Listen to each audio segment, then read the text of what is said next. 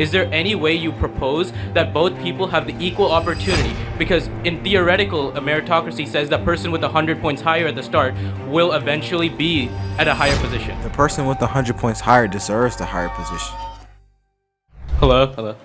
I just want to say first, thank you for debating and coming to UCR. And my main question is, all of us, I don't want to speak for everybody, but most of us here believe in the American dream, and one of the core aspects of the American dream is a meritocracy. Am I right in saying that? And so one of the true fundamental points of a true meritocracy is equal opportunity for people. Is there aspects of... No, it's not. Why do you say that? You know what's crazy, bro? If y'all don't know about me, my name is Jojo. I have a master's degree in electrical engineering, bachelor's in optical engineering. I'm an optoelectronics engineer. I got a full ride to undergrad, full ride to grad school.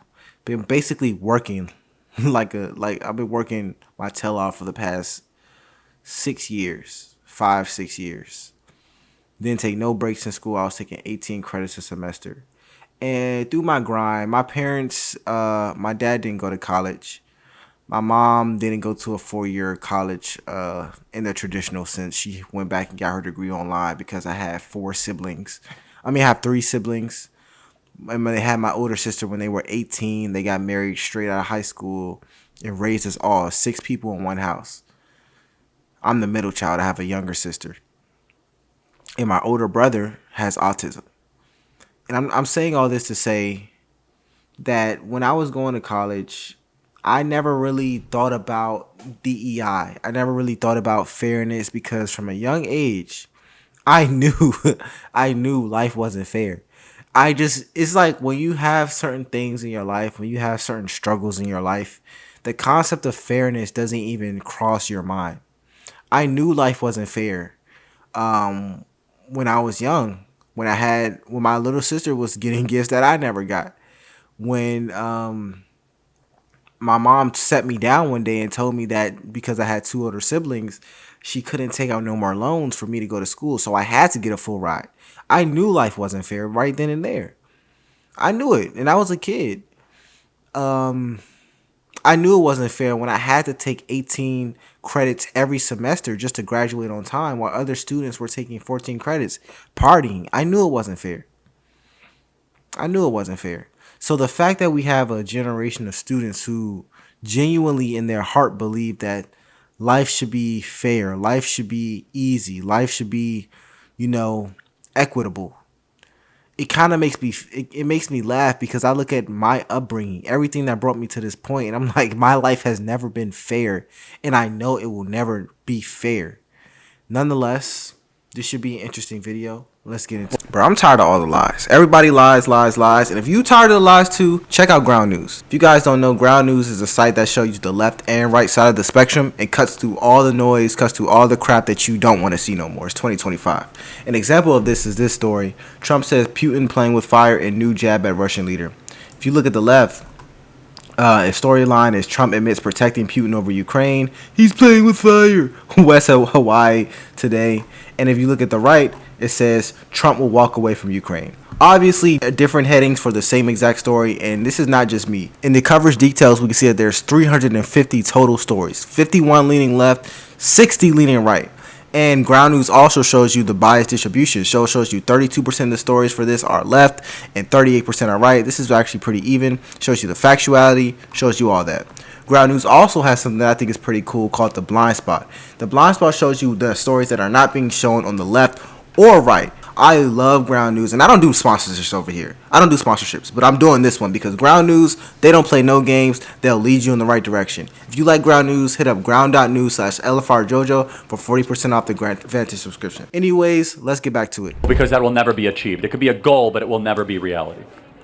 For example, do you and I have equal opportunity to play in the NBA as LeBron James? No. Okay, so that's what I'm saying. It's never going to happen. I'm talking about some people who have the abilities. Like, for example, I'm going to use the SAT as an example. Like, let's say 2 people took the SAT at the same, a practice SAT at the same day. One person scored 100 points higher than the other person. But that same person who scored 100 points higher doesn't have the same resources to maintain studying while the other person has the resources. Is there any way you propose that both people have the equal opportunity? Because in theoretical, a meritocracy says that person with 100 points higher at the start will eventually be at a higher position. The person with 100 points higher deserves the higher position.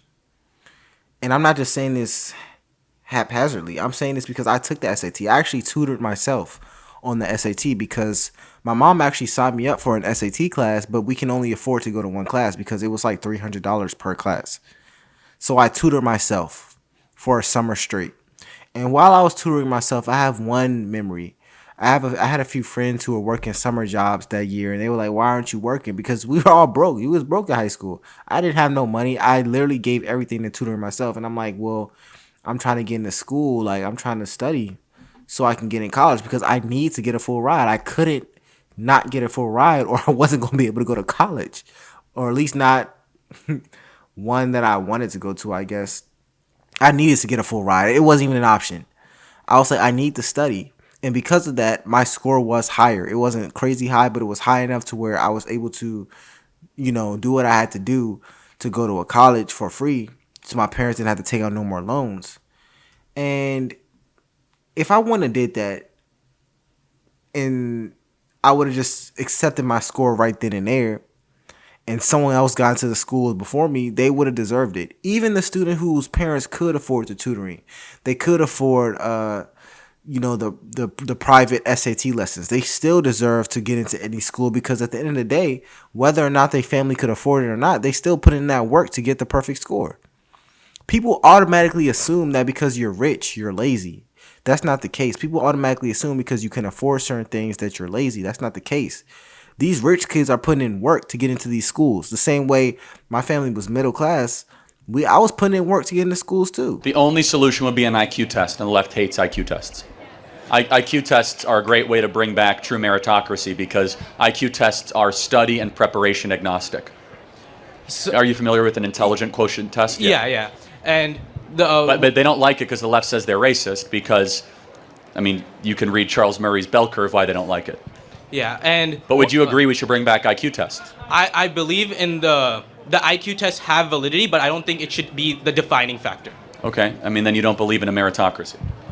But the thing is, an IQ test has specific types of intelligence which is being tested. People have different types of intelligence which are more suited for different professions. Yes, I agree. And certain companies should, again, what companies got away from IQ tests like 20 years ago because they were all called racist, but fair enough. I think IQ tests are a great way to cut through preparation. And I will even acknowledge that if you could pay for a really good tutor and get it higher, we took the ACT where I'm from, the Midwest, we didn't take the SAT, but you could get a higher ACT score with proper preparation and if you spend money on it. I totally acknowledge that.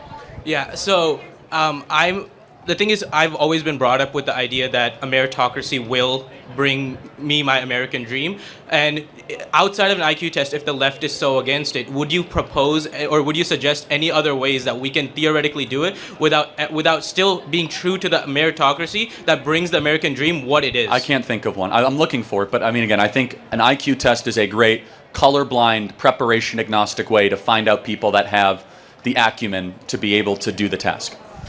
And when we go to the IQ test, would you suggest that there's different types of IQ tests for different Sure. Of course, there's variety, but the generally agreed upon IQ test that was developed in the late 80s is pretty good.